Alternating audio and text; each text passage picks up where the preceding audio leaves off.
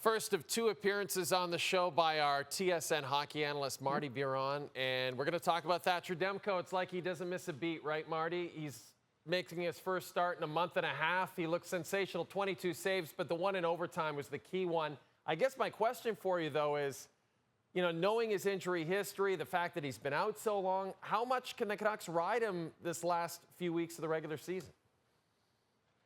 Well, you got to be careful, right? Obviously, he's dealt with lower body injury this season, and that was a bit of a surprise. Like, I knew he had one full practice with the team on Sunday, but then on Monday, you're looking at it and boom, he's there, he's playing.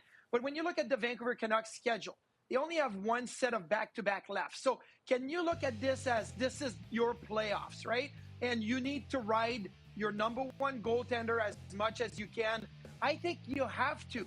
Nothing against Kevin Lankinen. He's done great this year. He's actually put the Canucks in a position to battle for a playoff spot. But you can tell that Thatcher Demko is an elite goaltender. Now, was he 100% in this game?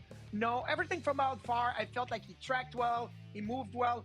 In tight, he was a little slow to catch an edge and react, but I think that's because he hasn't played in almost 2 months. He'll get there. I thought physically he looked fine. And if only for the save that he made on Paul Cotter in overtime. Look at the athleticism, the flexibility. Like, that's maybe a season-saving save by Thatcher Demko. Would I ride him, 11 out of 11? No, but maybe I would look to go 9 out of 11 if he's playing well and if his body is going to hold up to play those 9 games. Marty, you brought up something interesting. Like you mentioned Kevin Lankinen. At the end of the day, the Canucks goaltending situation is pretty solid. My question for you is about the offense. If you don't have Elias Pettersson for the rest of this road trip, and you don't have guys like Niels Höglander, how are you going to generate offense on this team?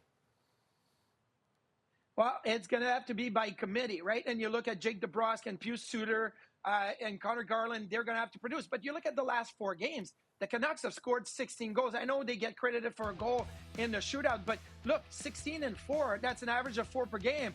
But it's because they've been able to attack the slot. All these type of goals and chances by the Vancouver Canucks in this game against New Jersey were from the middle of the ice. And that is a team mentality. It's not just individual. Yes, it'd be better if Pettersson was there and he'd be able to take some of these opportunities.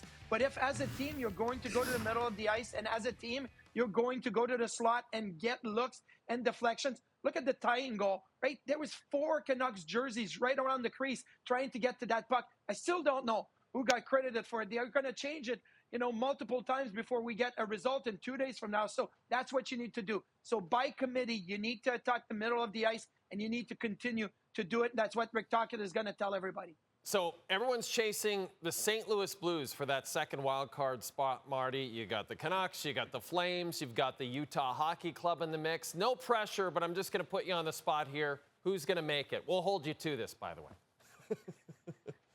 Okay, so before the game against the Devils, the Canucks had about an 8 to 10% chance of making the playoffs.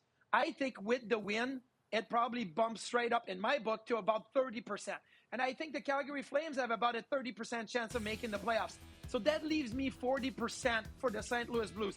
Do I think the Canucks can make a push and get in? Absolutely. But the fact that the Blues have won all those games, like the Blues only have 10 games left. The Canucks and the Flames have game in hands, but you got to win those game in hands. It's not as easy as to say, oh, we're going to win the 3 games in hand and we're going to be tied. Like, you got to go out there and do it. And the fact that the Canucks were able to do it against the Devils, well, it bumps up from about 8 to 10% to probably 30% in my book. And the Flames are right there at 30%. But the Blues have been so hot, and Jim Montgomery behind the bench has made such a big difference. And Jordan Binnington, since the Four Nations faceoff, has been on a tear. So it's really close, but I'm going to give the Blues just a slight advantage. Sorry, Canada. I don't want to say that, but I hope the Canucks or the Flames get in. Hey, a lot of Canadians playing on that Blues team, so they can take comfort in that. Marty, the Canucks now head to Long Island to face the Islanders on Wednesday, and actually the Islanders were in action Monday. We're going to get Marty's thoughts on the Eastern Conference wildcard race just a little later on this edition of the show.